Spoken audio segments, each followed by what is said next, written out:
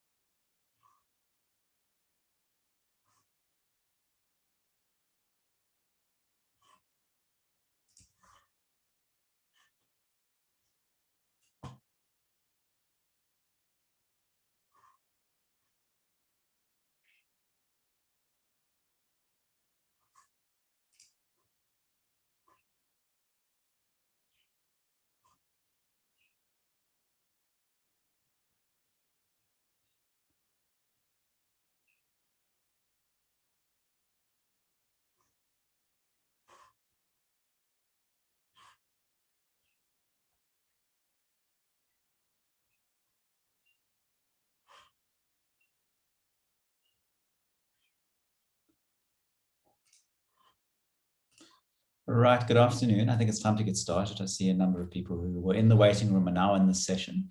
Welcome back to those of you who were in the first session. A special welcome also to those who join in the conference. My name is Guy Lamb. I'm with the Safety and Violence Initiative at the University of Cape Town and the Department of Political Science at Stellenbosch University. We're now entering the second session of the SaferSpaces web conference on violence prevention, safety promotion. The focus of this particular conference is from policy making to evidence-based implementation. So in our first session, we were talking about turning evidence into policies and practices into evidence-based implementation. So it was very much a general focus on the method, the focus, the approach of taking evidence and using that to then lead to specific change in policy and practice. But now we're going to zoom in on policing. So this session is looking at the role of the police in violence prevention and harnessing the synergies. So in the original program, we had 4 speakers. Unfortunately, Sean Tate has been taken ill with tonsillitis, so he's unable to speak, so he won't be able to join us. But we have 3 other excellent speakers. We have Dr. Andrew Faull from the Institute for Security Studies. We've got Jean Redpath from the De La Oma Institute at the University of the Western Cape. And we've got Major General Oswald Reddy from the South African Police Services Garden Route District Eden Cluster Commander. So I'd like to thank all our speakers for making the time to be here. But before we do that, I just want to take you through a Mentee meter process. So if you look at the chat, there is something called Mentee meter. And within Mentee meter, it just asks you some questions to sort of help get a better understanding of what you think about policing in South Africa. So it's just 2 questions I need to take you through. If you go to mentee.com and then you use the code 69971323, that will then kind of take you to this particular page, and it asks you 2 questions. We don't have a lot of time, so I'm only posing 2 questions. So the first question is, what do you think is the most important aspect of policing in South Africa? So there are kind of a few options to choose from there. And I see 2 people have answered the question already. We're getting a few more responses. Some people saying it's legitimacy is the most important. Some saying leadership. Just going to give you a few more seconds for those to log into it, because it does take a bit of time to get into it.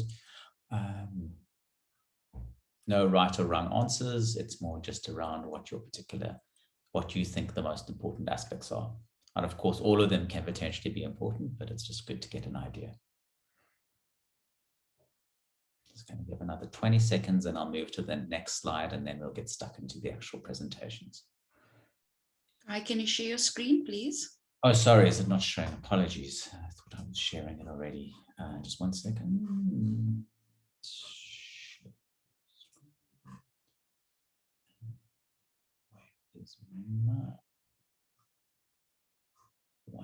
Just 1 second. There we go. Share. Right. There we go. So hopefully you all can see it. A number of people moving to the majority looking at legitimacy, quite a few talking about professionalism and leadership, and some talking about crime fighting ability. All right, let me go to the next slide. Okay, next question. How do you think the police in South Africa can be more effective? And you've got 4 options here to choose from. More training, better equipment, build stronger relations with the community.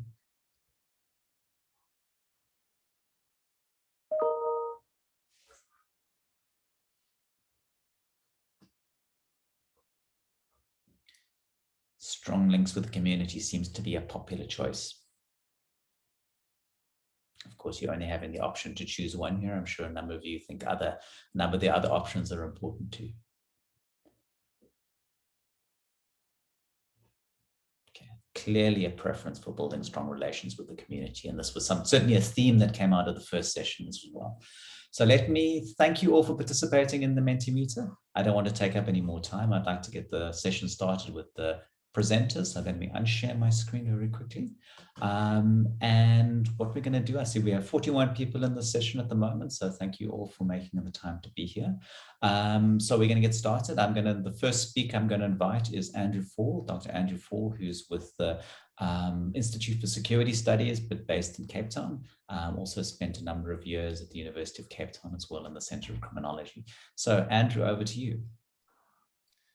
Great, thanks very much, Guy, and thank you for having me today. Can you see my screen? Yes. Yes. Okay, great. Thanks, everybody. I really enjoyed this morning's session. Hopefully, you all managed to attend it. So this panel is on the role of policing in reducing violence, and I will be specifically talking about what many of you have heard me talk about before, which is our suggestion at the IS is that we could do much more if we focused a bit more on evidence-based policing and building a community of evidence-based police research and application in South Africa. Before I backstep a little bit, I want to state from the outset that I do think police are crucial in violence prevention.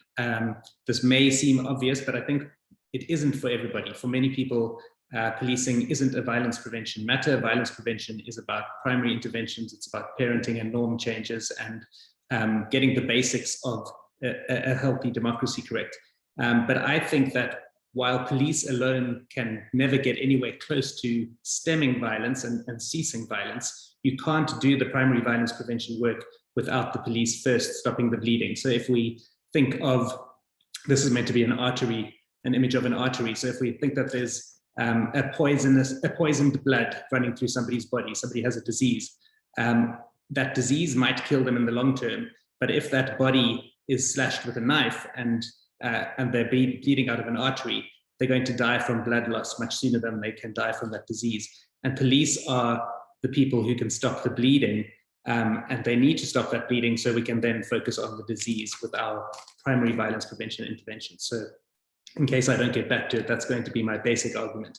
And I think that if we accept the Steven Pinker type hypothesis that one of the greatest drivers of the global decline in violence in the recent years has been the rise of the state and its monopoly on the use of force through criminal justice systems, then that demonstrates another reason why police are important. However, police can't be everywhere, they can't do everything, and so we need to have them do what and be where is most important for them to have impact, and that's where we need to look at the evidence. So this is the first time I'm putting a meme or a GIF into one of my presentations, but I just want to warn everybody about the fact that I'm going to go through some common sense things, which some of you may have heard before. And also, I just think the word evidence has become a little bit difficult to hear because we all talk about it so much, but we don't always know what we're talking about, and we read assumptions into the word. So I just want to recap some basics. And something I like to say when I'm introducing evidence-based policing is that we live in a world of stories and we are the products of those stories. So Andrew Faull was born into a particular family that raised him with a particular religion. It raised him with particular ideas about population groups and nation states and politics. I wake up in the morning and I think I'm a father, I'm a partner, I'm an employee of the Institute for Security Studies. I'm somebody who has an interest in policing. These are all shortcuts that help me make sense of my day and they help me navigate the world. And for most of us, these are common sense things. Of course, we change our views, we change our religions, we change our political beliefs. We go from a liberal to a conservative stance on something, but we are still guided by these overarching stories. And this includes what we believe about police. Police are such visible entities. They have uniforms, they have symbols, they have bright lights. It's very easy to project stories and assumptions onto police officials and police organizations, and to say, of course, police should do X, and of course, police can achieve Y. I actually just added the word professionalism to the slide after Guy's Mentee survey, because I think that's an example of a symbol. It's a word, professionalism, but we could all read that word and interpret it very differently. If I say I'm going to respond to violence by deploying more visible police, it may mean something to your ears, but I might mean something very different when I say it. And so I think we need to think really critically about what we expect of police and what we want police to do and how we do it. Just saying better salaries will improve policing, harsher sentences will improve policing, more visible policing will improve policing, or reduce violence in this case. I mean, we can shape these stories in different ways. But the key here is obviously to say we need to test these automatic stories that we wake up with every day. I don't want to flog a dead horse, but in part, this is because when Andrew Faull wakes up and says, I'm a father and a partner, and I believe X, it doesn't mean that those things are true.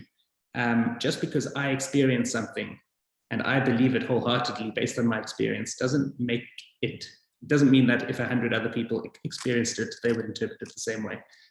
So our brains are not perfect simulation machines. We are primed to receive the social world in a particular way.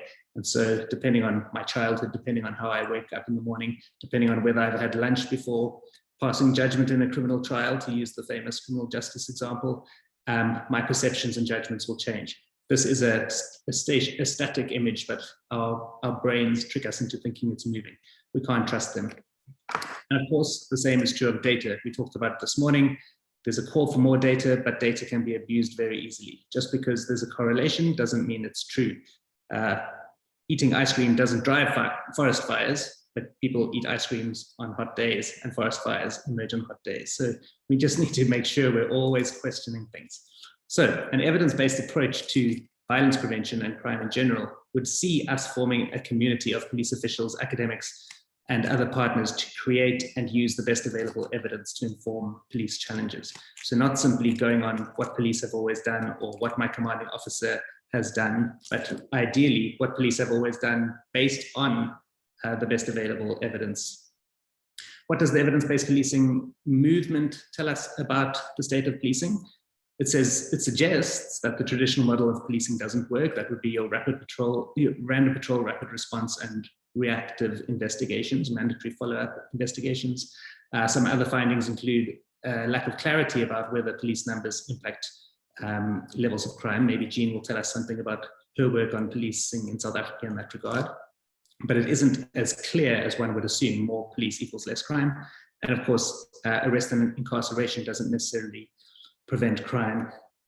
What we do also see is that targeting our resources works. So at the beginning, I said police can't be everywhere and do everything, but they can be where and do what matters most. So targeting our resources, being proactive. Abdullah in this morning's session talked about there being no point in responding once something's already happened, but the need for informers and trying to predict where there will be harm and intervening ahead of the time.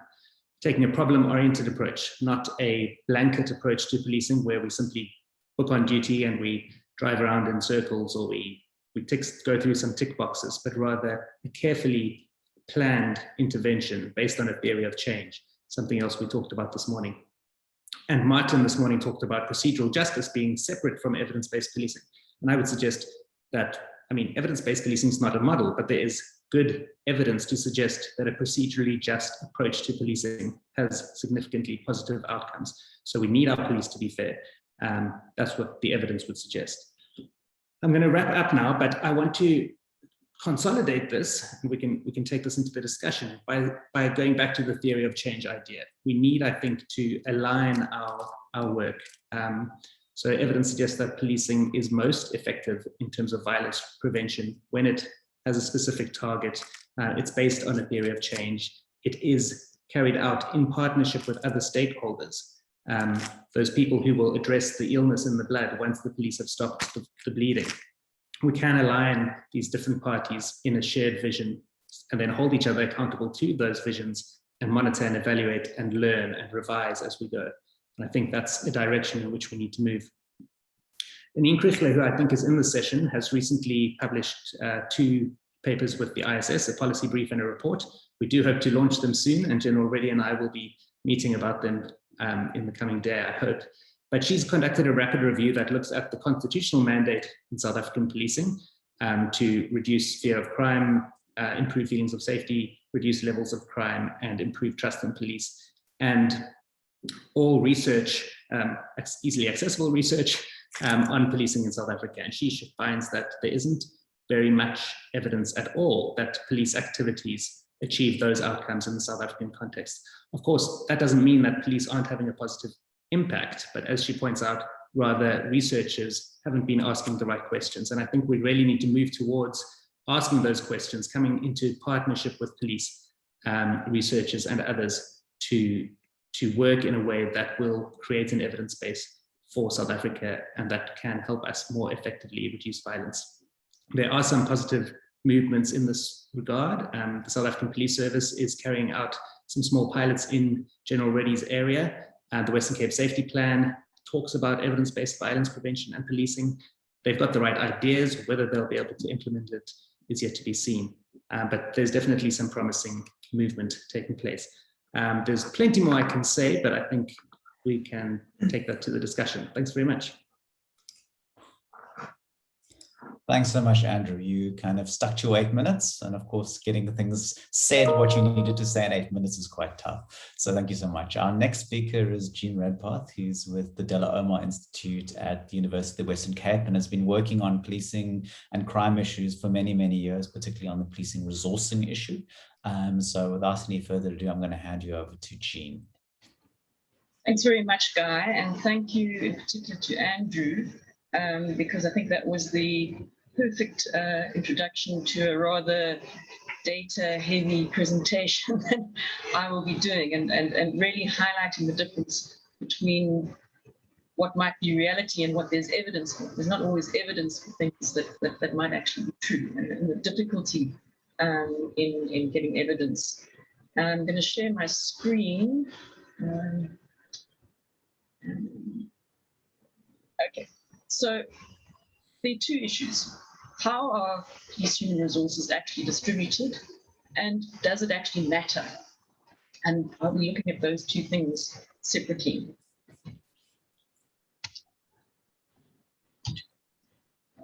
Why isn't the next slide coming? Maybe does anyone know what I'm doing wrong? If you go down to the bottom left of your slide, there's a little arrow there. So underneath the University of the Western Cape. There we go. Okay, so to start off somewhere completely different, I've actually had a look at how resources are distributed in 2 democracies for which there's data. And what I was interested in was whether the pre-existing level of violence in a state or a province or community whether there's any correlation with the distribution of police resources. And there are 2 countries for which it's possible to get data. I think the United States data, it's no longer possible. This is from around 2017, and we're still able to extract it from the FBI website. And here you can see that there is some sort of relationship between the level of violence indicated by the homicide rate in earlier years and the way in which the numbers of police that end up being present in a state. You can see on the left, you have the United States, and that's not a strong relationship. You can definitely see there is a trend towards an increase as the state becomes more violent, more resources get allocated. And what's interesting about these 2 examples is that this is not through some sort of central allocation. This is through each individual little town or city deciding on its priorities and allocating more resources to police according to their various competing priorities. This is distinct from the South African situation, where the South African Police Service sits nationally and says, where should we put our resources, and has a formula to do that. So if we move on now to the South African situation, on the left-hand side, we have the provinces. So we're looking at a murder rate in an earlier time period, the average over a couple of years, and then we see what is the fixed establishment that SAPS decided to allocate to those provinces when you add up every single police station. And what we see is there's not a clear line that you would draw through those data points. Those are all provinces, and so it doesn't look like there's much of a relationship between the provincial murder rate over time and the later allocation of police resources. And what you see in particular here at the bottom is KwaZulu-Natal seems to have a relatively high murder rate and amongst the lowest allocations of police resources. Now we can also crunch that data at a police station level, and that's what you see on the right-hand side of the screen. And there we see, if you were to draw a line through that, it's almost a straight line. There seems to be almost no relationship between an earlier murder rate and the allocation that SAPS later makes to police stations. In fact, you have a lot of very high allocations on the north level and very low allocations at very high murder rates. In fact, the outliers are the ones that you see. In fact, most police stations in South Africa are clustered around the 200 to 300 per 100,000 allocation. But that doesn't come out because they're kind of on top of each other on the screen. So I mentioned KwaZulu-Natal, and I think one of the things that I've kind of come to realize in the data is that one of the underlying reasons for the very low allocations that we see in some parts of the country it's historical. So we're looking at former homeland areas where there hasn't been a change, a commensurate change in the allocations, even if we go back to 1994. So the KwaZulu police in 1994 had only 94 police officers per 100,000. If we look at our 2016 data, KwaZulu has a very small, if you looked at what used to be KwaZulu, and I've mapped it here on the screen, and it's the lighter areas by municipality, not by police station. You see very small numbers of police stations compared to the number of people being served, and a small number of officers compared to that in the former Natal areas. And that's extremely interesting, that there hasn't been a fixing of that situation. And if we look at the situation provincially, and again, I've now gone through the exercise of putting police stations into municipalities, and what we see is some provinces, 4 provinces, have a large percentage of their municipalities have policing that is lower than the norm, lower than 200 per 100,000. And they are the provinces that hold a lot of former homelands in their areas. So does this matter? Now, you have a lot of influence from the Western world in our stories that we say, and currently one of the memes is the defund the police movement. If police had fewer resources, if there were fewer police, if there were fewer guns, this is in the US, then maybe fewer people would be caught up in police action and shot and killed. So if we look at the South African data in this regard, we see actually the opposite. What we see is that places, the provinces, these dots here that you see at the moment are provinces, and provinces with very low allocations actually have a higher rate at which there is death as a result of police action. And we have KwaZulu-Natal being an outlier in the sense that it doesn't even fit on the line. It's got an even higher rate of IPID reported death than would be expected compared to the other provinces. So this is a combination of its very low allocation, its very high murder rate, and I would argue a culture that was inherited of the KwaZulu police, which hasn't changed much since 1994. Again, does it matter? Now, Andrew alluded to the difficulty of showing any kind of impact of the change in police resources. If you throw an extra 100 police officers at an area, does it make any difference? And the part of the difficulty is precisely because of that way in which resources should be allocated to higher murder rates. So you would tend to find those things to be correlated together. So what we're looking here at is the change in policing and the change in the murder rate. And when we crunch those numbers for the whole of South Africa over comparing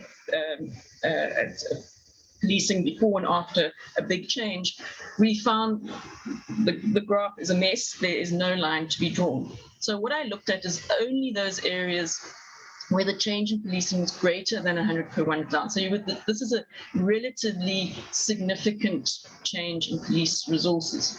And what we see here is that some areas do in fact have very profound impacts in change in the murder rate, very, very high impacts. Some have no change at all, and some get worse. So what that really tells us is that it depends. Resources can appear to have a big impact, or they can have no impact at all, or things can get worse. And this all relates to the way in which those resources are deployed and the kind of resources. Putting a whole lot of poorly trained people out into the field might actually be a negative thing. Whereas if you had, if you changed the resources in the positive sense and you had well-trained, evidence-based policing happening at the same time, then maybe you would see an impact. So it really is very difficult to show impact. And then finally, one other graph that I have, which closely correlated to police resources, is the spend per capita. These dots are years in South Africa, and the early dots on the left-hand side are from the early part of our democracy. And you can see that as spending increased, the murder rate went down. And the bottom right-hand part of the screen, there we have the most recent years all clustered. If you just look at those most recent years, it looks like there's no relationship between the spend and the murder rate, because it's very clustered close to each other, but also because a lot of the spend was not actually related, transferring into changed policing.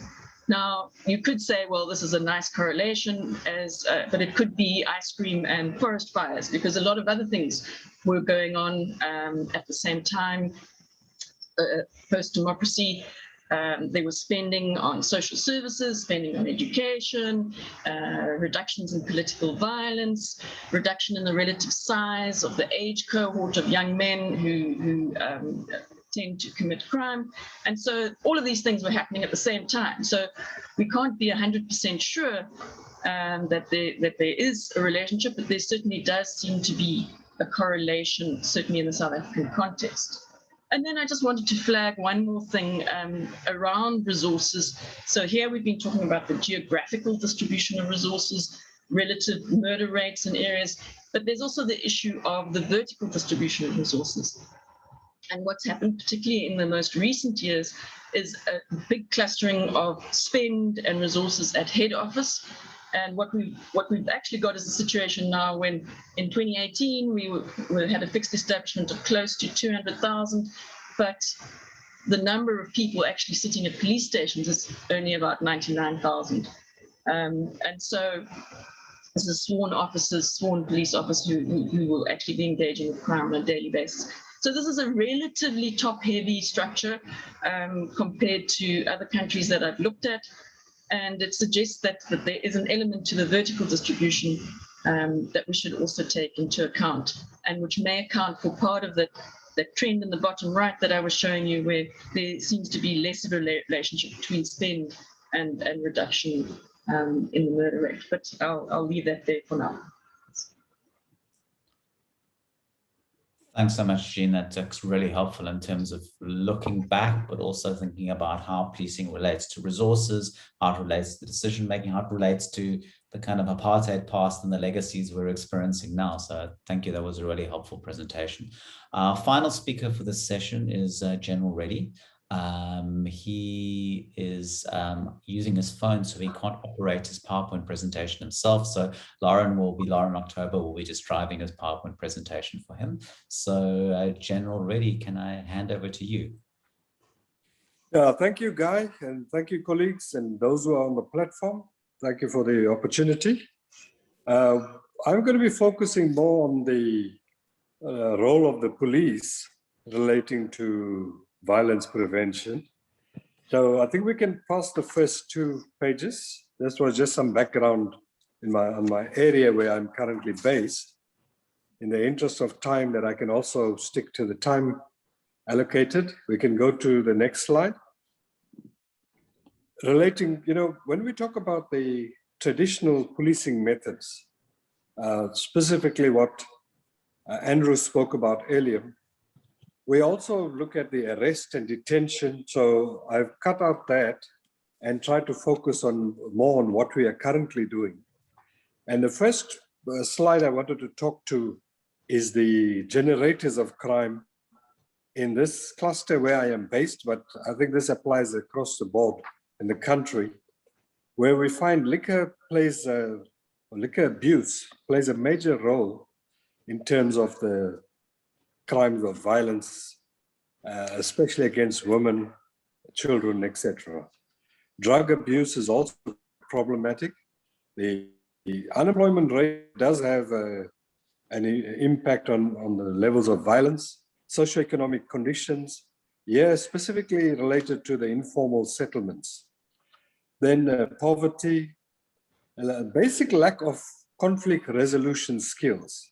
People don't know how to solve arguments and disagreements, which results in violence, and the accessibility of dangerous weapons, knives, etc., that is mainly used in these violent cases. If I go to the next slide, it's the safety initiatives from the side of SAPS. In the interest of time, there are some of these that I'll go into greater detail, but the others I will just talk to, and if there's questions later, I will be able to address them. So over and above the traditional policing, which we have to do in any case, the patrols, with the blue lights, the arrest and detention, we've shifted the focus to more social crime prevention initiatives. So one of the things that we've done is anti-drug summit with the establishment of local drug action committees. Because drug is a main generator of crime, we have looked at every municipality establishing a local drug action committee that focuses on the drug problems there holistically. With that, we also included the alcohol harms reduction initiatives, where we are not saying that people shouldn't consume alcohol, but if they consume it responsibly, it reduces the level of crime and violence in the society. So the anti-substance abuse, I would rather call it. Then we've also done an anti-crime summit in the area, and there were 3 main focus areas for the anti-crime summit. The theme that I had was a holistic approach to address crime from the cradle to the grave. And the 3 pillars that we focused on here were proactive and preventative measures, reactive and response measures, and the 3rd pillar was rehabilitation and reintegration. The next was the youth desks and the senior citizens desk.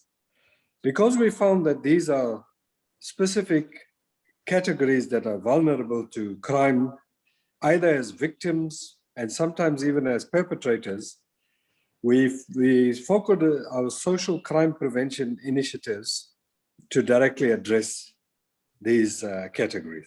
So we have at each of our police stations in this area, a youth desk and a senior citizen desk where there's regular meetings and programs and projects that are running through those specific initiatives. Then we have the Safer School program. This is a national program from SAPS, and within the Western Cape and I think Gauteng, we have a partnership with the Hans Seidel Foundation, the Garden Route district, and specifically the Oudtshoorn police station, is also part of that project. Here we have school safety officers that focus on each of the schools. And we have a holistic approach there as well, where we're trying to reach the young kids and discuss with them the issues of crime prevention, child abuse, domestic violence, and other related issues, so that we can ensure safety in the schools, and that message can be carried home to their parents, etc. Then we have victim empowerment centers throughout the country at every police station, although some of them are not up to the standard that we require, but I'll go through that in a little more detail if time allows. And we have also violence prevention forums. These are recently established. They run from the national level down to station level. I will talk to that a little more as well. Then we have our community police forums. That's been existing for a number of years, and they are different levels and different police stations at the cluster or district level and the provincial level, also focusing on violence prevention from a proactive and preventative perspective. And the recent introduction and launch of the community safety forums also has a similar approach, although the safety forum is focused in the local municipality, which helps and all role players are involved. Then the evidence-based policing, which General Sithole, the National Commissioner, has approved for the Eden cluster. It's a partnership between ISS, where Andrew Faull is directly involved, and the SAPS research component, where we are piloting this approach in the Eden cluster. And we have the moral regeneration program with the faith-based organizations, where we are trying to harness and talk to the spiritual side of the individual, how we can address that. In terms of the evidence-based policing, focusing on the hotspots and the crime pattern analysis, and ensuring that we understand what works and what doesn't, and how we can then change our strategies to be more effective. You can go to the next slide. I have spoken to that, so you can pass that. The violence prevention forums, it's at the national level, as I indicated, and then the Western Cape has begun its provincial violence prevention forum already. At the cluster and in the province, we have also established a violence prevention forum, and then each police station has a violence prevention forum. The next slide shows us the 6 streams that we are currently focusing on. And whilst this is largely internal, it also has the external focus of strengthening partnerships with all the key role players, etc. But very quickly, the focus area 1 relates to enhancing policy frameworks. Second focus area is training and development of our personnel. Third is enhancing accountability and organizational performance on gender-based violence cases. The fourth focus area is prevention and gender-based violence and sexual offenses. The fifth is responsive care and victim support. And lastly, it's crime data analysis and research. So looking at it holistically so that we can address the levels of violence in the country as SAPS. We can go to the next slide. Here, we want to provide a professional, accessible, and sensitive service to victims of crime and violence during the reporting and the investigation of crime. These slides are available. Because of time, I'm not going to go through them individually. I'm just referring to the main aspect of it. And then specifically the first responder and frontline services operating within our mandate. Providing victim support, as I indicated, every police station has a victim empowerment center, and looking at emotional, practical, and that is in consultation with all key role players that provide these type of services, NGOs, FBOs, CBOs, etc.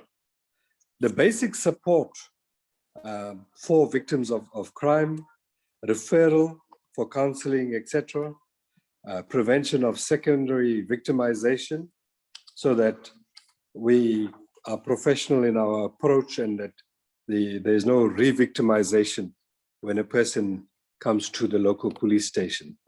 And then in terms of the next slide is just where we fit into the bigger picture as the SAPS in the criminal justice system. You can go to the next slide. You'll see this is a holistic approach with all the role players present. And the rest of the slides actually talk to that and the role and the forum, how it's going to be coordinated. Where we go to the next slide, specifically focusing on the victim-friendly services. The next one, that's the forum. Yes, the CPF having an oversight responsibility, looking at the victim-friendly service with key role players. So medical assistance, court preparation, counseling, and training. So changing the traditional approach to one that is more responsive in terms of the needs of the victims, both from prevention to rehabilitation and response of these offenders. The legislation that is required, we've just got for your information, and I tried to compress and compile this as quick as possible, but let me stop there for now and then give an opportunity for the questions that I can then answer. Thank you. Thank you so much, General Reddy. Lauren, if you can just unshare the screen. Fantastic. So we've had 3 really excellent presentations, giving us lots of different insights into the police, into their relationship with evidence-based interventions, with the police's approach to violence prevention. So lots of interesting activities happening certainly within the police, and also some interesting research findings that are coming out as well, and also a number of interventions that are being attempted in this regard too. Initially, as I said at the beginning, we had 4 presenters down. Sean Tate, director of APCOF, was unfortunately unable to make it short notice due to being ill. But I see Temba Masuku is here, and I'm not sure, Temba, if you want to say anything, or you just happily just to participate in the presentation.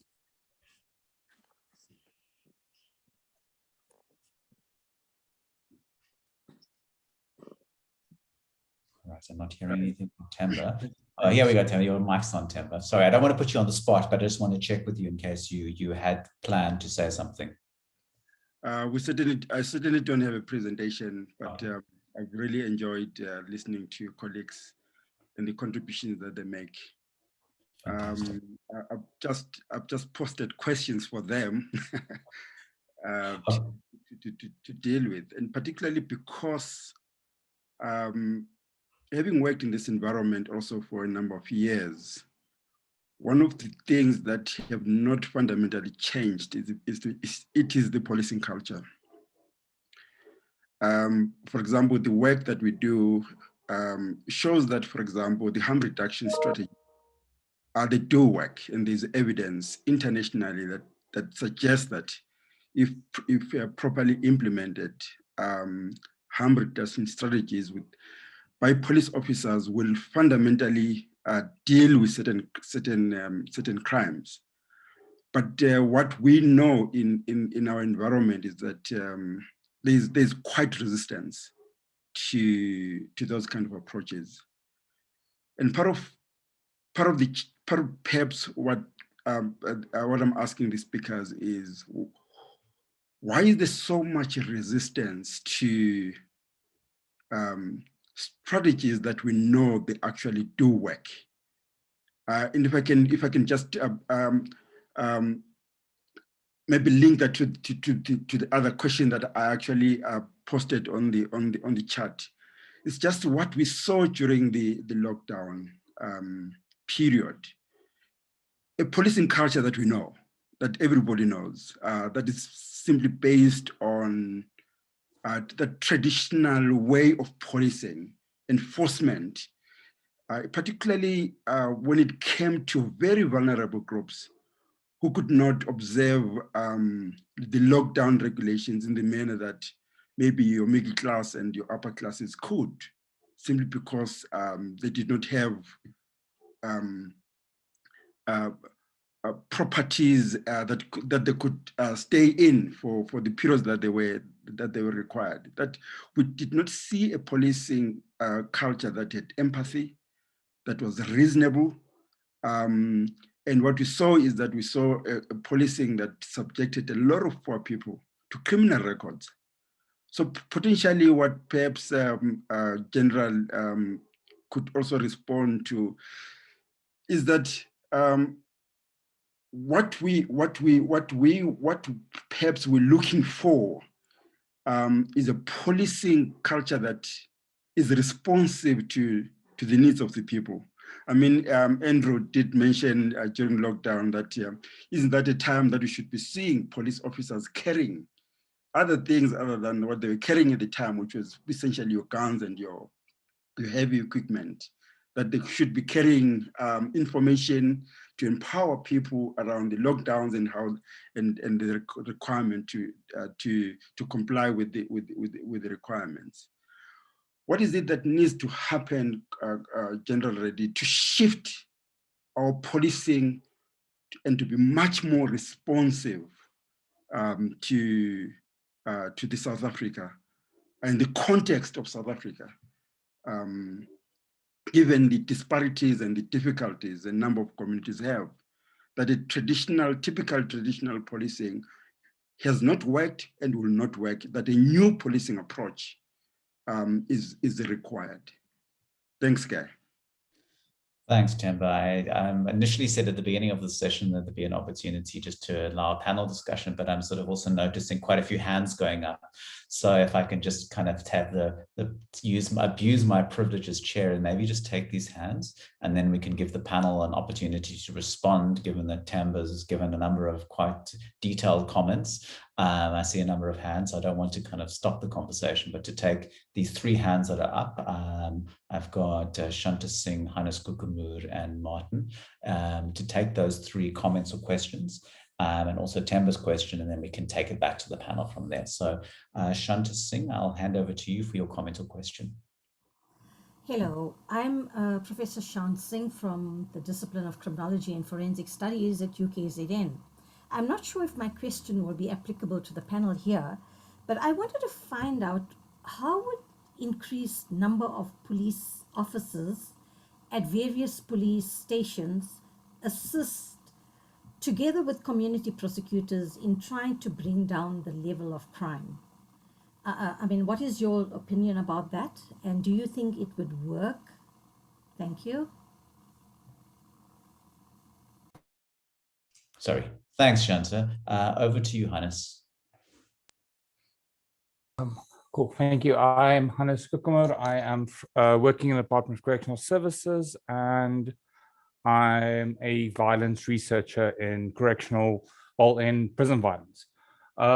So I think my question is more regarding evidence-based, because what I found in my research is that a lot of the state evidence available is mostly construed or mostly skewed by the authors of that evidence.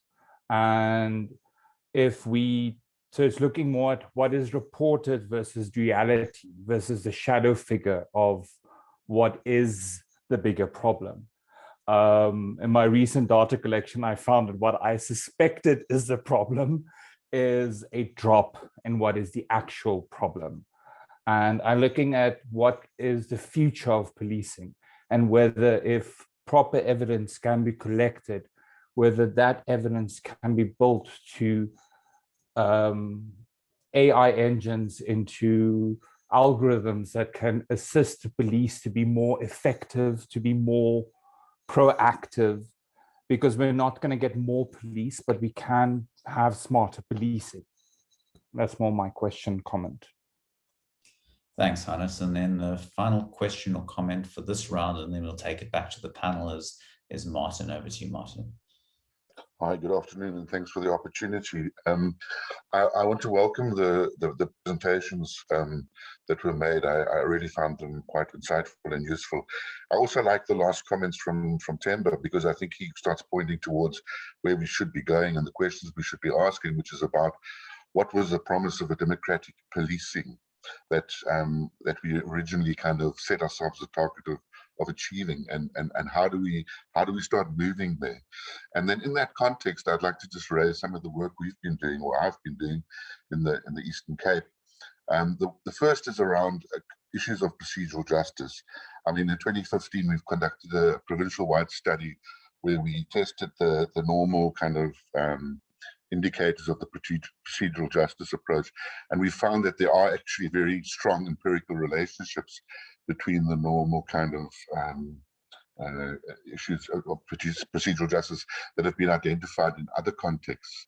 And in fact, on the basis of our model, we predict the meltdown of New Brighton Police Station, for example, with all the trappings of a lack of witnesses, and the whole criminal justice system melting down because of that kind of center of trust not being there.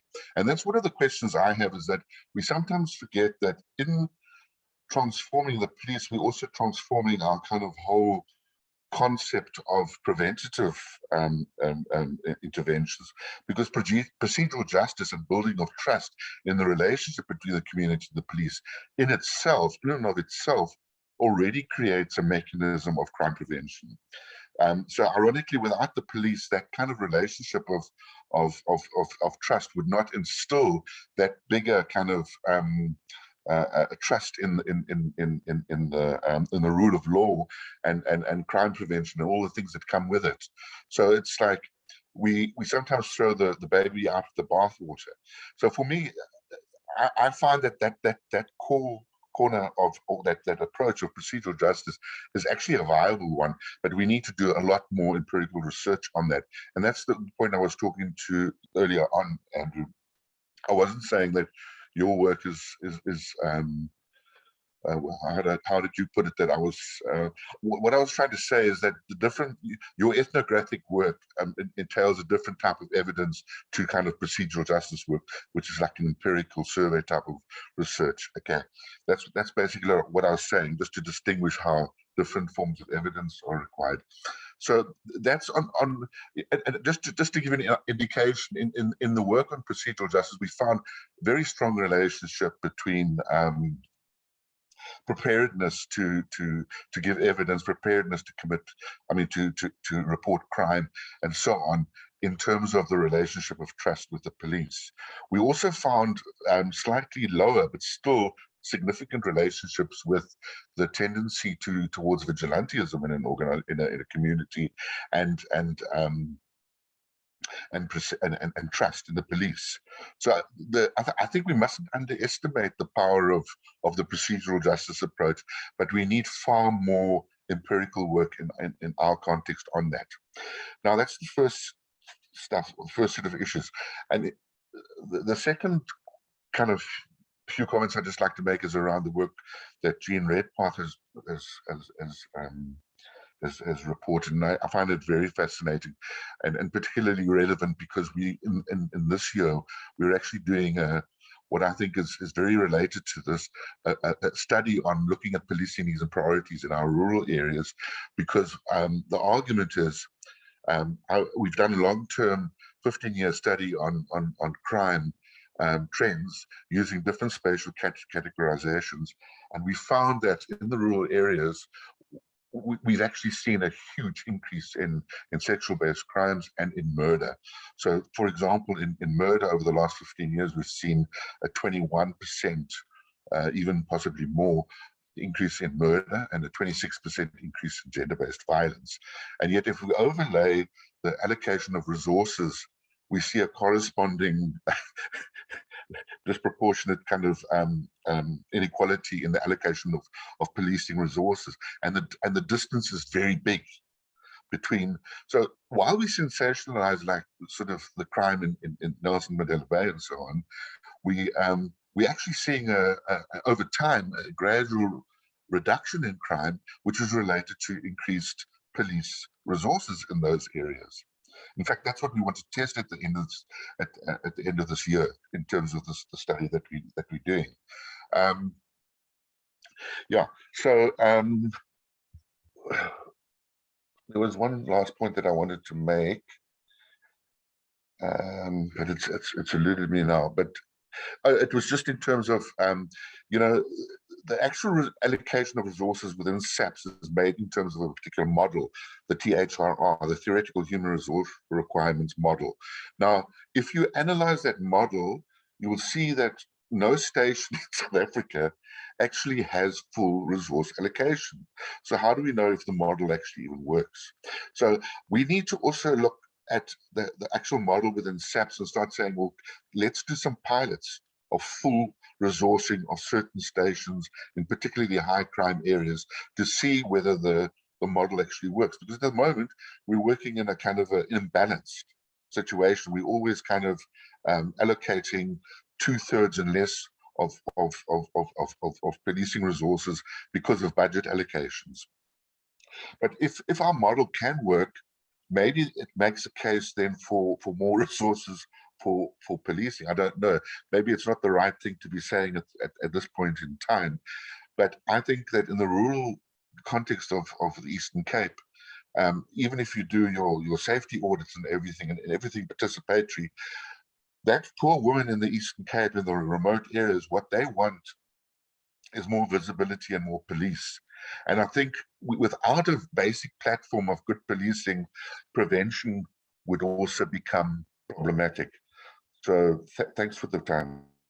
Thanks, Martin, also for very detailed comments and insights. That was incredibly helpful. Just a quick question before I hand back to the panelists to respond. Of the studies that you're working on, are they going to be accessible to the public, or are these going to be internal documents? I want to get them out there, so I'd like to maybe even discuss with Jean or others how we can maybe do that in the long term and start looking at joint publication and stuff like that of work. Fantastic. I think it needs to get out there, I think.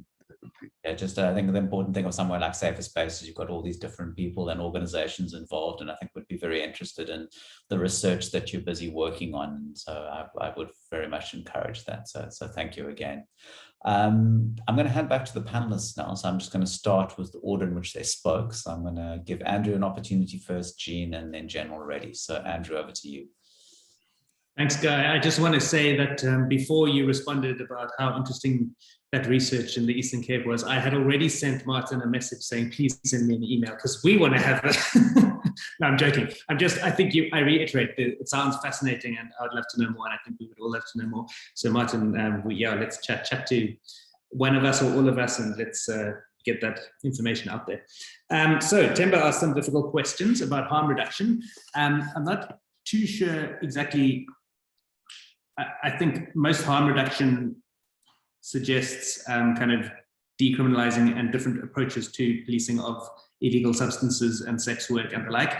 I'm not sure if you're specifically talking about that, but I would say that I fully agree that policing need not be a punitive criminalizing endeavor. So if we reframed policing as the gateway to the state, and I often refer to, I don't know who came up with this, but the kind of idea that police officials stand in front of a switchboard with a whole lot of levers they can pull, and so if they come across a homeless person or a person who's got a substance addiction problem or somebody who has conflict management issues but hasn't committed a crime, that police official is more likely than many other state officials to come in contact with that person, and they should be able to pull the lever which activates other arms of the state to intervene outside of the criminal justice system, and I would fully support that. And I think everybody would. It's an ideal, and it's kind of common sense. It requires good governance. It requires good leadership, but I would fully support that. I would say that the more criminal justice type traditional policing interventions should be focused on the people, places, and behaviors that are most predictive of major violence. So we don't need police stopping and searching people all over the country. They can do stop and searches where there is data that suggests that people might be carrying weapons which are being used in street robberies or the like. Simply going through the steps in general, kind of police performance drama, I don't think is helpful. But yeah, as you point out, it requires a culture shift. And I think part of the challenge of shifting culture is the fact that we've got this public management performance associated approach to policing. So police look on duty and they wake up in the day, and the stories that they've got going through the head are, I need to get my red into the green, and I need to get column 7 to column 8 or whatever. And those narratives are driving police action. So even if a police official knows, okay, this isn't actually going to make the space safer, but I need to meet my performance deliverables, I need to please my supervisors, I think we need to have conversations about working through that. And one way to do that is to provide experiments that allow us to generate evidence testing a hypothesis. So if we took a police station in a not particularly violent area and we said, okay, you no longer need to meet all these national performance targets for the next 3 months, let's see if there's any impact on crime or satisfaction with the community or whatever other indicator we like, then we could start to disentangle and question the association between the efficiency index and police performance.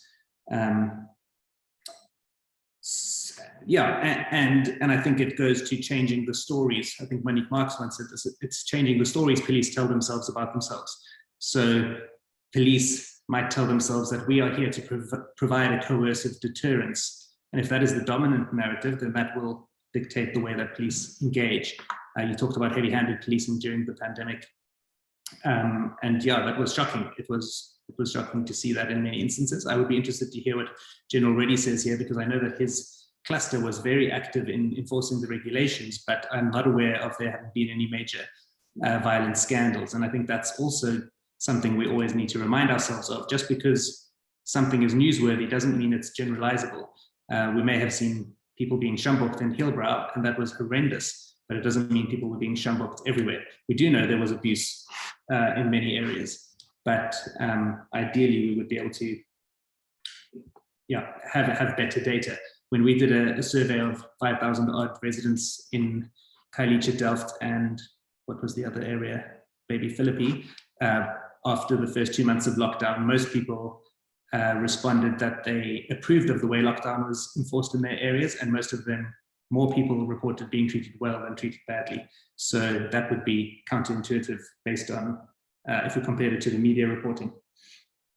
I did also just want to call out, Themba, you used the phrase, what we know and what everyone knows, which again is, I would suggest we need to, it's totally normal, and I do this, we all do this, but we need to try to move beyond that. We don't want to have conversations like this where we say what we know and what everyone knows, because in truth, we've got very little good evidence that tells us of any hard facts. So I would say we can identify problems, we can generate hypotheses and test those hypotheses, but there is always going to be huge variance in the way that policing takes place in South Africa.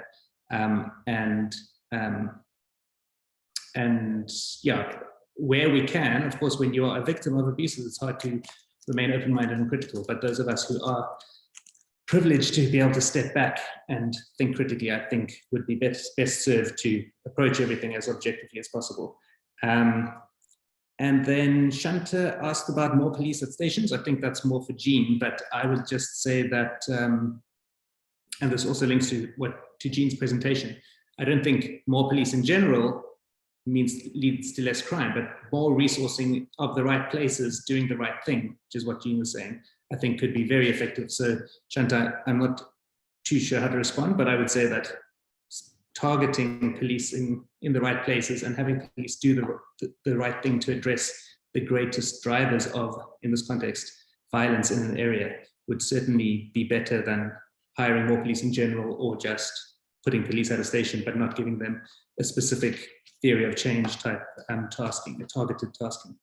Hannes, you had some interesting points about algorithms and data and evidence.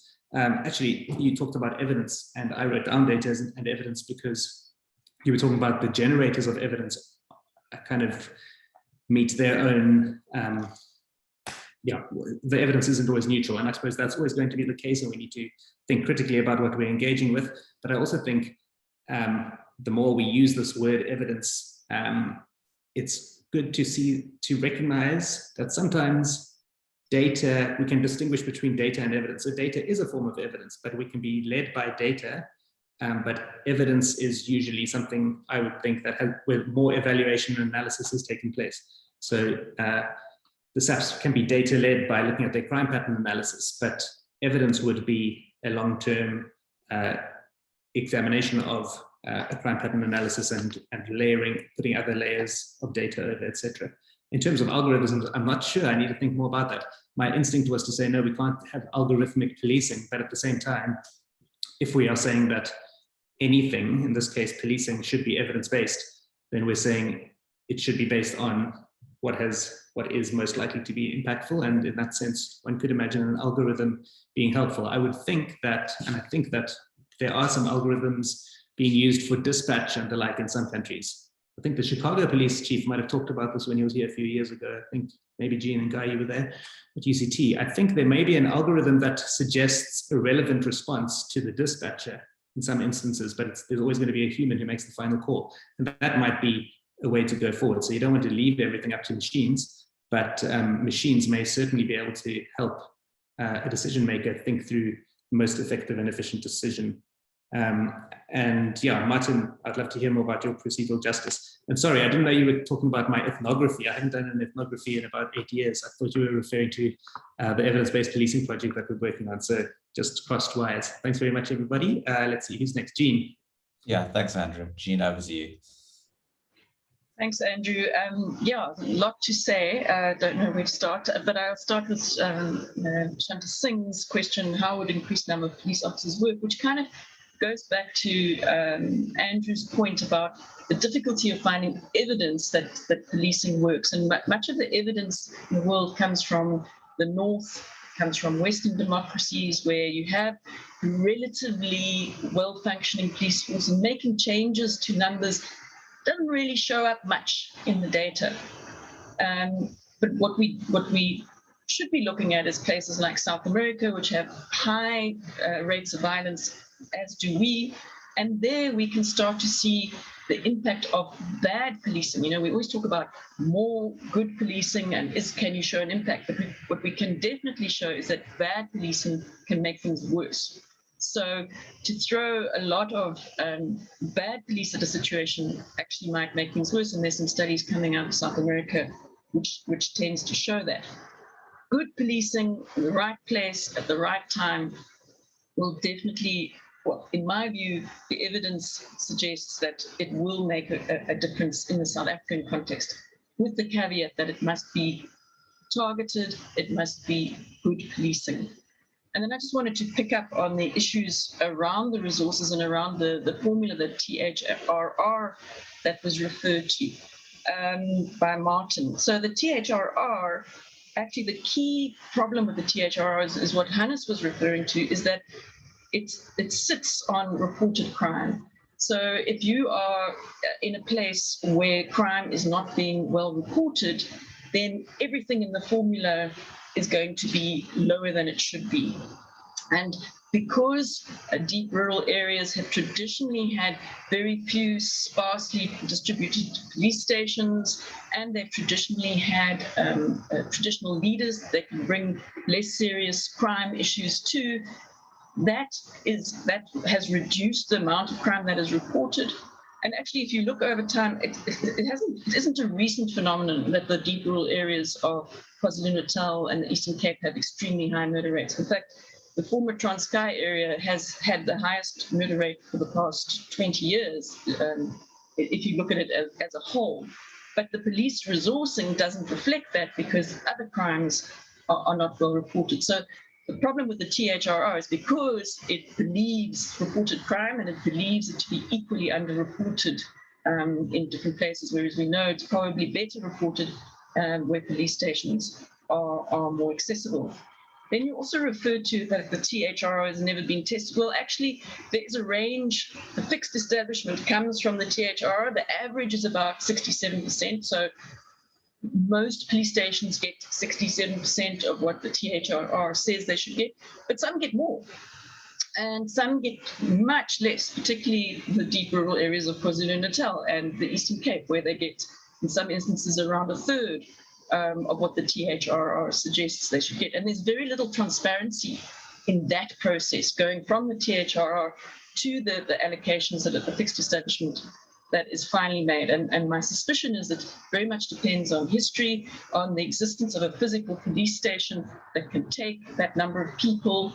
And yeah, there's very little transparency in that process between the THRR and the fixed establishment. And then, of course, you have vacancies, and vacancies are not always filled. So the fixed establishment also may not reflect what is found in the reality.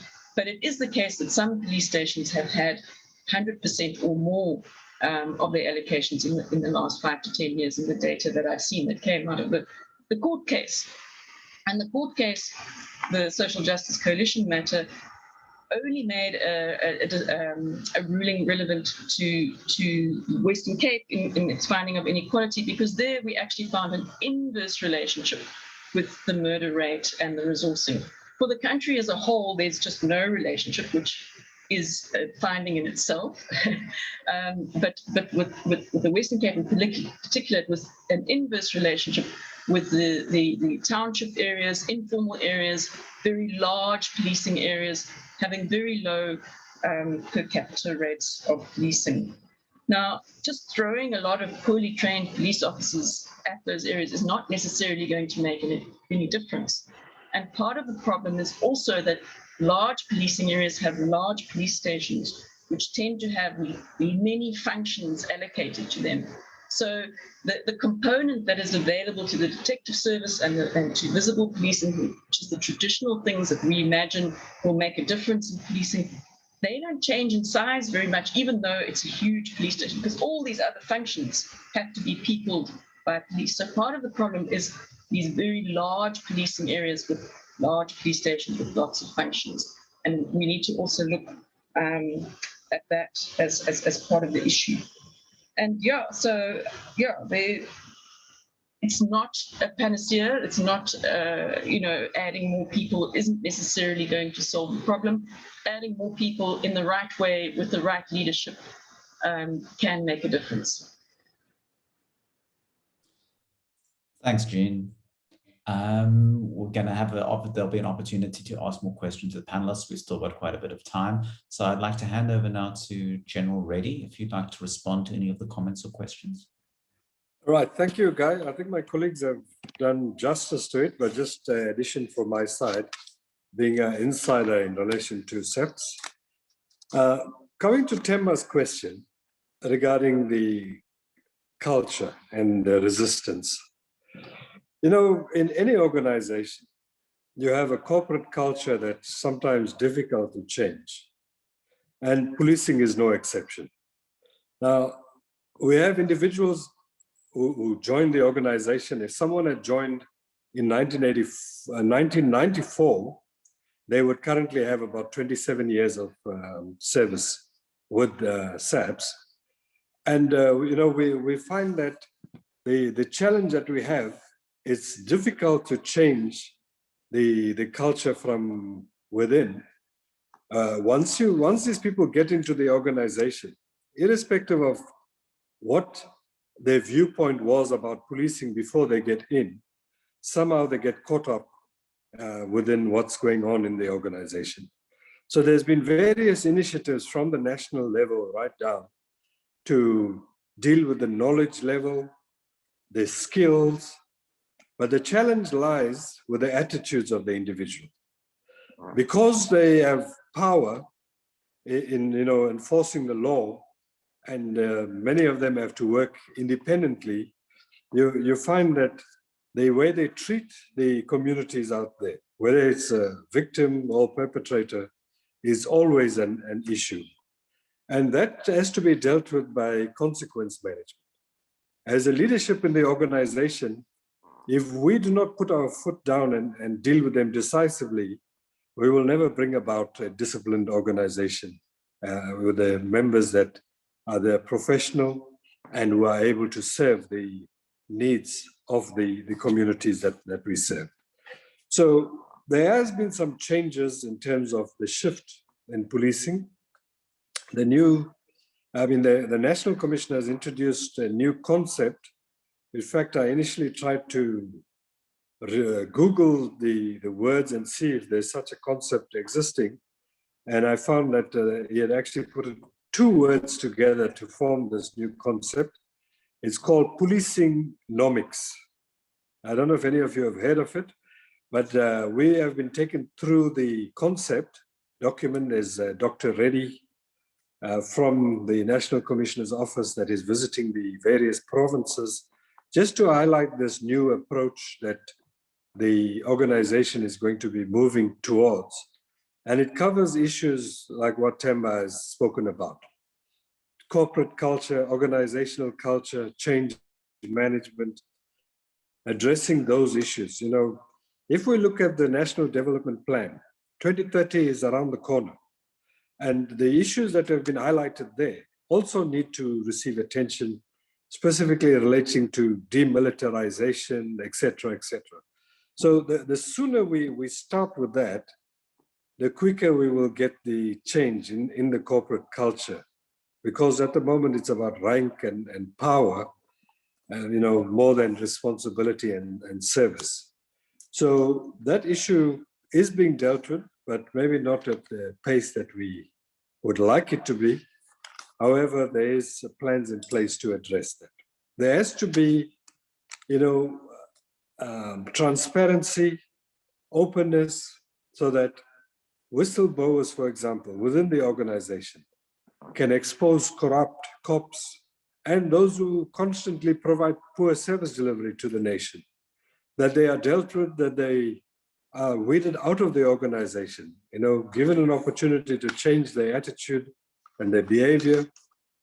And if they do not, then consequence management, because at the end of the day, the police are public servants. We are here to protect and serve the community. The second issue related to, you know, increasing the number of police officers. Now, that in itself, I believe, is not going to solve the problem, because we need to look at the root causes of crime. And when we start dealing with it holistically, we are then able to address crime holistically. Because policing is about controlling human behavior.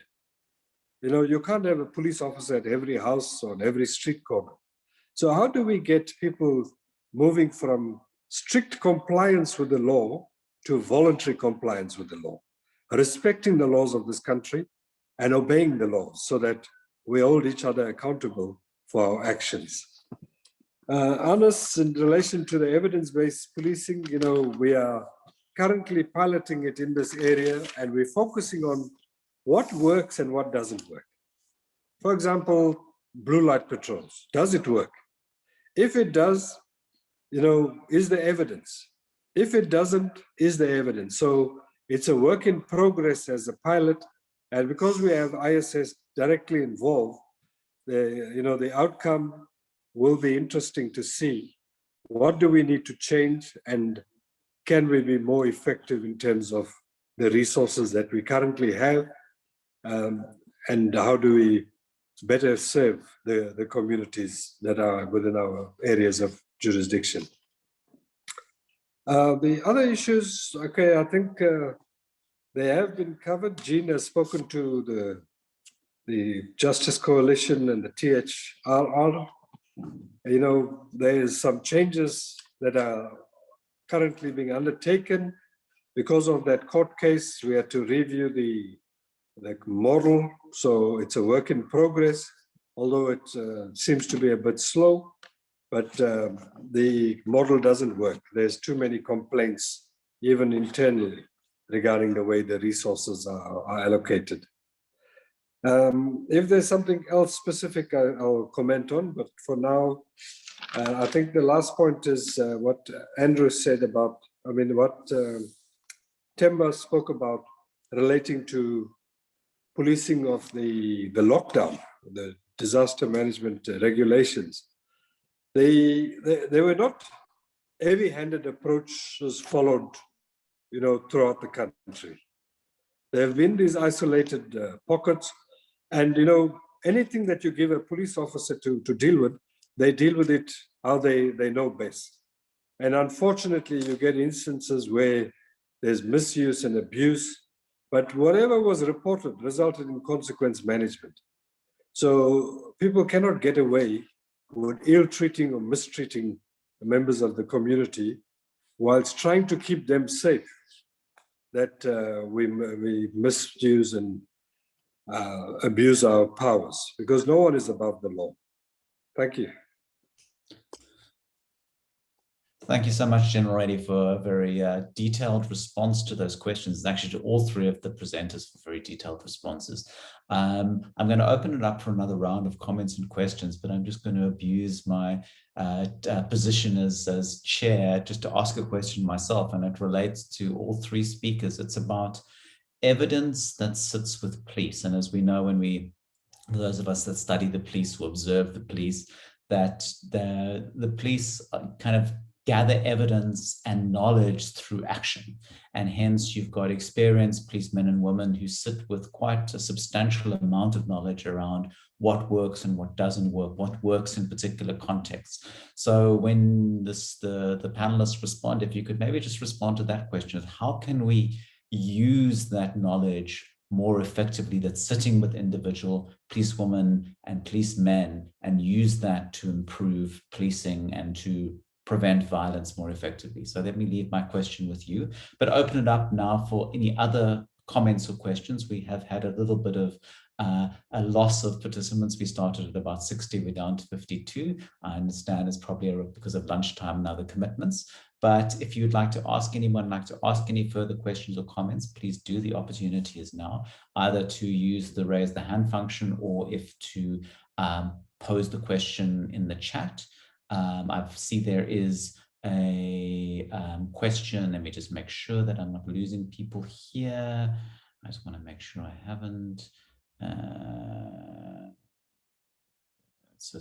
We've got a question from Samuel Mashaba about have we succeeded in transforming the police? We've got a question here from Anine for Jean. Have we considered adding private security figures to your analysis? And then Hannes Kukumura is asking a question. I wonder what would happen to private and state policing would pool their resources for a greater good. So there's a questions here relating to private security and whether that can be used through a sort of whole of society or whole of policing approach to dealing with these issues. So those are the questions that are sitting within the chat for the speakers to look at. But are there any other comments or questions that people would like to make?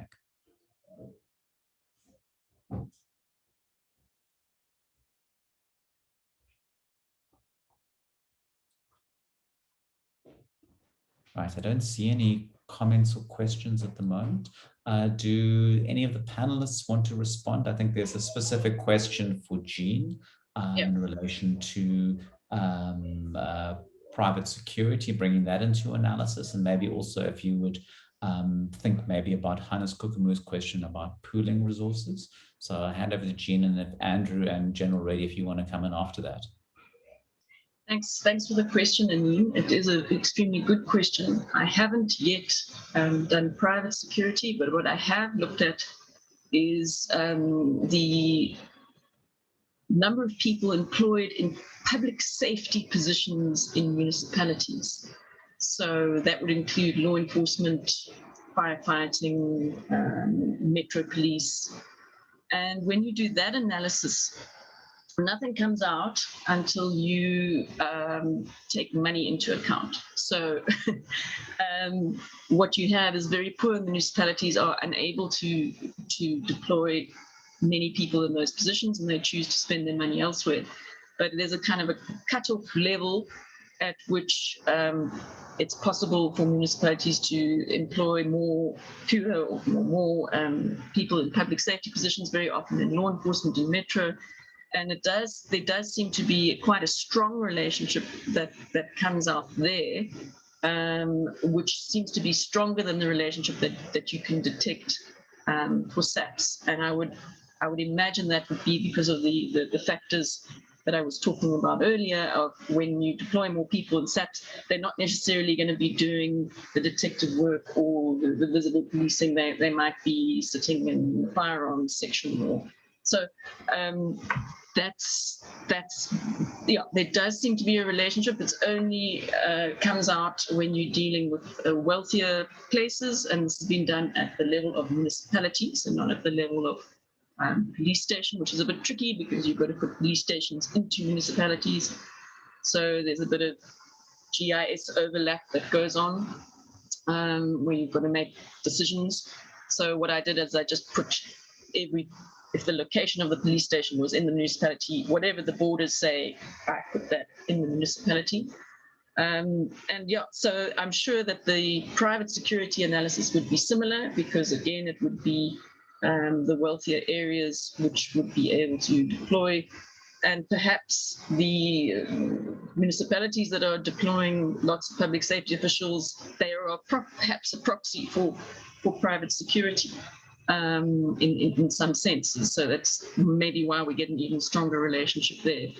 And then on the issue of the Hannes' question about private and state policing, while we're not necessarily seeing that at the level of national government at SAPS, municipalities like Stellenbosch are in fact pooling their law enforcement with private security, and they work together to try to address the crime that perhaps SAPS is not being able to deal with, and that we see a similar thing also happening in Overstrand.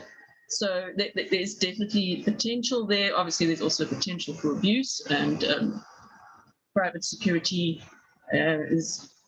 needs to be subject to particular kinds of control, as well as do any kind of policing entity. That's enough for me for now. Thanks, Jean. Before I invite Andrew and General Reddy to respond, there are a couple more, I think, relevant questions that come in that I think both Andrew and General Reddy may be able to respond to too. So there's a question coming in from Howard Downs about Community Policing Forum oversight, I think asking a very critical question there around who holds them to account, and it needs to be effective. So if you could just have a look at that question. Then we've got a question from Temba Masuku about, doesn't evidence-based policing wholly based on policing as a science require a different timbre of police officers? Doesn't this require increasing entry requirements? The matric requirement as an entry requirement does seem a bit low. Any comment? So it's, if you want to, I'm going to hand over to you, Andrew, now, if you want to respond to the private public policing questions, but also to the CPF questions and to the entry requirements for police as well, then we'll hand over to General Reddy when you've responded, if you're able. Over to you, Andrew. Thanks, Guy. I have written down notes on everybody's questions, including yours, and I actually wanted to first start by responding to something which General Reddy said at the end of his last input when he was referring to discipline and consequence management. Because he was rightfully framing it as a need for the SAPS phrase consequence management, consequences for one's abuses. And I suppose the same logic applies to my argument that police are key to violence prevention. There must be swift consequences where violence is used illegally, which is most violence. But my criticism of the SAPS would be that in the same way that police don't respond swiftly in order to stop the bleeding in our most violent hotspots, they also seem unable to stop the bleeding, quote unquote, in terms of the abuses of power within the organization. And if we go to Maurice Punch's analogy of the rotten orchard and the rotten barrel, it's not about the individuals who abuse their power. It is about the individuals, but it's about the orchard that grows the rotten apples and the barrel that ferments the rotten apples. The idea being that if there were swift consequences, if there were an organizational culture where individuals held their colleagues accountable, we wouldn't see that kind of abuse. And of course, General Reddy knows this more than almost anybody. He seems to spend half his life in the court where police officials are being prosecuted in cases where he's witness against them. So I just wanted to make that point. Guy, your question was, there's evidence that sits with police, and how can we as the public use it better? I feel like I'm taking issue with lots of semantics here, but I want to suggest that we might be able to think, again, what you might be talking about is data. The SAPS has lots of data, and there is research in the policing environment, but when does something become evidence? And here I'm thinking of, I went to the British Society of Evidence-Based Policing conference a couple of years ago before COVID, and a New Zealand police officer stood up and said, we did this really interesting study and we found X, Y, and Z. And Peter Neyroud of Cambridge University, former police chief of the Thames Valley Police, he said, well, has it been published? Have you presented it? Then it's not evidence. And the inference being something only becomes evidence once it's in the public domain, once it's been, it's open to challenge. In the same way, there might be a private lab somewhere that has claimed to find the solution to COVID, but it isn't evidence until other scientists have reviewed it. So I'm not saying that's true, but I think that is helpful in terms of moving towards the kind of community which we want, where anything that can be shared without threatening state security and the like is shared and open to scrutiny. And then both the SAPS and the research community and the general environment in South Africa would be better off. However, you did leave me thinking, can we have focus groups with police officials just to see what kind of basic knowledge we can elicit through focus groups? Again, that wouldn't be kind of a finding that this is how we do things, but I think that would be an interesting start to try to solidify the lived experience stuff. Samuel, have we transformed the police? Again, what do we mean by transformed? But of course, I think I know what you mean. But again, it is a word which we can state and we can interpret it differently. I guess clearly we don't have the police that we want. And if that's what we mean by transformed, then we have failed. But the SAPS is definitely not the SAP of the early 90s. It is not the KwaZulu police of the early 90s. So it is a different organization. It has transformed. It just hasn't transformed to the democratic organization that we want. So of course, we definitely need to keep working on that. Hannes, pooling police resources, pooling private security resources. Yeah, very interesting. The UK actually did some experiments with using G4S private security personnel to do policing operations, and I think they've stopped that. But I suppose that if we take a step back, the inference is it's a resource matter, which takes us back to the question, do more police mean less crime? Or is it about what police do, or the mindset, or the logic, or the culture? And I think we can benefit from our private security actors without necessarily combining them. Again, in the same way that police aren't going to, there may be a street robbery problem in an area, and the police can provide one element of the intervention, but they also need to bring the city in to fix the lights. We don't need to combine those budgets, but we need to be able to partner with a shared vision and a shared objective, and then in certain cases, evaluate our effectiveness. So I think we could think of mechanisms through which police and private security could operate more effectively together. So in some places, they do seem to work very well together. How would CPFs, I think General Reddy is better placed to comment on this. All I would say is that I would think that civilian secretariats, provincial secretariats have some oversight responsibility for holding CPFs accountable, but it is messy. I think CPFs are a nice idea, and in some places they work well, but in other places they are political, they are captured, they are difficult to manage. And finally, Temba's comment about evidence-based policing and the timber of police, that's a great word, timber. I don't think it requires the average cop to have a degree necessarily. I think we all have the basic capacity to learn critical thinking. And if we think of the orchard or the barrel in which those police apples are sitting, if there's an organizational culture which promotes critical thinking and the exploration of ideas and appreciation of knowledge, you can generate discussions and reflections and reading and engagement with the world in a particular way.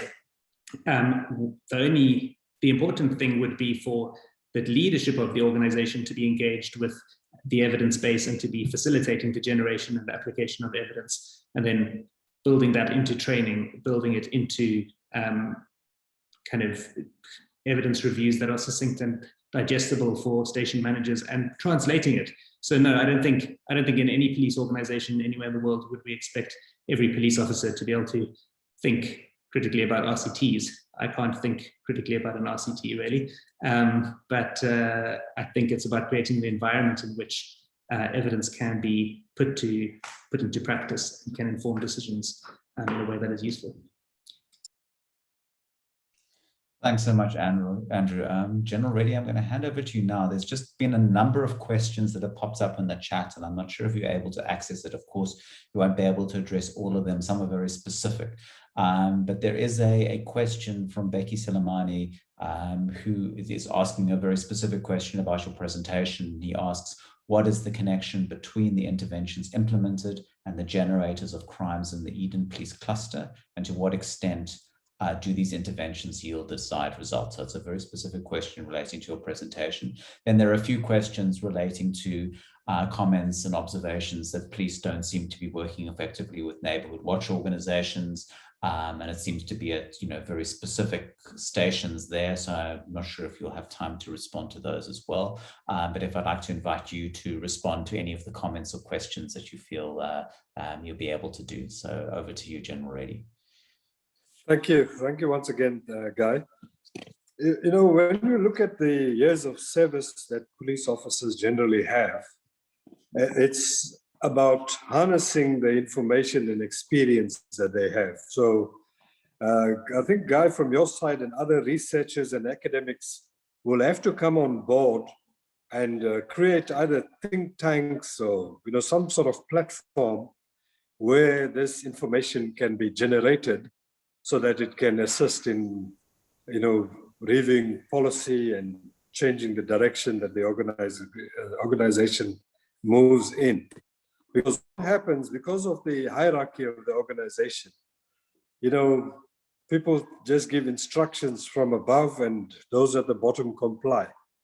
So when you have people in a relaxed atmosphere and you are able to, ask certain questions and so on from a research perspective, you are able to get a lot more out that, than you would get from them actually running and doing things on a day-to-day basis, because then they have the time to think about what has worked in the past, why did it work, where can it be applied, etc., etc. So that's my challenge to the research community, to come in and harness that experience that exists.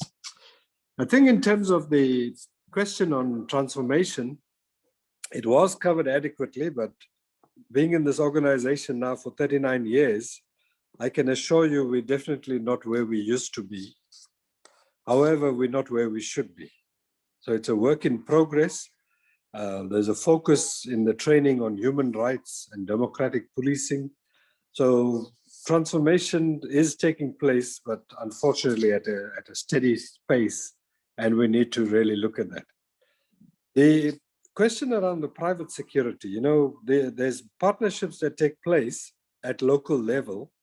There isn't a restriction per se from the national that prevents a local police station to partner with the security providers there. So if you are in a specific area, you can make that suggestion and get people to actually ensure that there's strength in the partnerships, because we're working towards the same objectives at the end of the day. Pooling the resources, I think, is important. Minister Becky Cele at one stage was talking about combining the Metro Police with us as the national police, so that we have one police department in the entire country, but it didn't go down very well with the metros. Various issues were raised, so it's still a work in progress. The issue of the CPF, unfortunately, politics has crept in and has largely influenced how the CPFs operate. But as Andrew has mentioned, the Department of Community Safety provincially has an oversight function and responsibility. And I think local organizations, CBOs, FBOs, NGOs, etc., should also look at getting involved, because it's about holding the CPF accountable is what the question was about. And we need to then see what is the effectiveness and the impact that the CPF has in their local area. The entry level of police, there's been a discussion because of the number of applicants that usually apply when we advertise posts, that the entry level should be increased to that of an undergraduate degree at least. Now, I'm not sure whether the reason for the number of applications is the high unemployment rate, or is it really people who are interested in becoming police officers that want to make a difference and save the community. But the screening processes there are important so that we can get the right people for this type of job. The partnerships regarding the neighborhood watch and the CCTV cameras, once again, it boils down to the local police station, where we need to ensure that discussions are held, and if there's no cooperation from the local management, that we go up the hierarchy to the next level until somebody listens. If crime is out of control in an area, a local station commander cannot sit back and just complain that they don't have enough resources. There will never be enough resources. So how do we harness what is existing in that area? And CCTV cameras play a vital role in the fight against crime. It's been proven wherever it exists. So just ensuring that there's partnerships and the police are part of that joint planning and discussions. The issue relating to the evidence-based policing and the projects that we are running in Eden Cluster, it is currently yielding some good evidence for us. The national research component and ISS are currently doing a review. It's still a bit early to, indicate exactly what the success levels are. But in terms of the crime, we can see those crimes that we have focused on. We looked at what we currently do to address them. Is it working or not? And we changed our modus operandi to address them. We have seen some good results there, and we can share that with Becky as well and others. My email address is on the platform. The other questions, I think we've covered largely. The issue of the decommissioning of the guns and the increasing murder rate. At this stage, when we recover weapons, when we get firearms back from the streets, we then follow a trail. If it's got a serial number, it's quite easy for us to determine exactly where that gun came from and did it go through our systems. We're not finding that as much as what had happened a few years ago when that Prinsloo matter was, in the headlines. But there is a way that we check, even if the serial numbers are rubbed off, we are able to etch it, and we are able to take the guns for ballistic testing to try and determine where did that gun come from. So I think if I look at the questions quickly, yeah, those were the questions that I had to talk to. So thank you. Thanks, General Reddy. Jean, I saw your hand was up for a bit. Is there something you want to? Yes, I just wanted to make a quick remark about transformation of the police and where the problems lie. So I think we can distinguish the early period of transformation, and there was general improvement up until about 2010, and then the wheels started to come off after that. And some of the things that should be considered is not so much a raising of the educational qualification, but psychometric testing, getting people of the right emotional reactivity level, people who are very good at dealing with conflict, people who have a high ethical moral value system. Now, obviously, all of that places a lot of pressure on SAPS in terms of screening people and getting them in, but it's crucial that the right people come in. Another thing where SAPS possibly went wrong is doing away with rank promotion exams. So people go up the ranks and there's no examination anymore. There was a lot of sideways promotion. So we have people leading people below them who haven't actually lived and worked in those positions themselves, haven't actually written an exam or shown that they are qualified in that way in going through the system. So these are things that could be fixed, as well as the discipline system. It really does seem as if very few people, compared to the size of the organization, and certainly what we hear in the press of kinds of incidents that happen, seems that a lot could be done to improve the internal discipline within SAPS. And those are kind of key transformative practical things that I would suggest need to happen.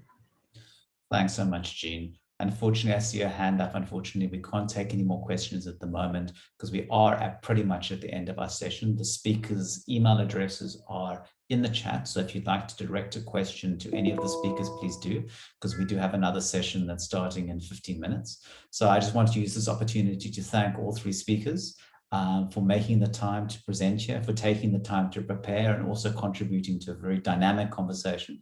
I've certainly learned a lot in this discussion, and I've been in many policing discussions before, so I'd like to thank all of the speakers. And also to thank you to you as participants who asked questions, made comments. We're here to listen. Thank you so much. As I said, our next session is starting in 15 minutes. So just go to the website and you'll have a look at the session that's coming up. So thank you all, and enjoy your break, but also special thanks to our speakers for making the time to be here, and keep well, and we'll see you in the next session. Bye-bye. Thanks, everyone. Bye. Bye-bye. Thank you. Thank you. Thank you. Bye. Thank you. Bye-bye.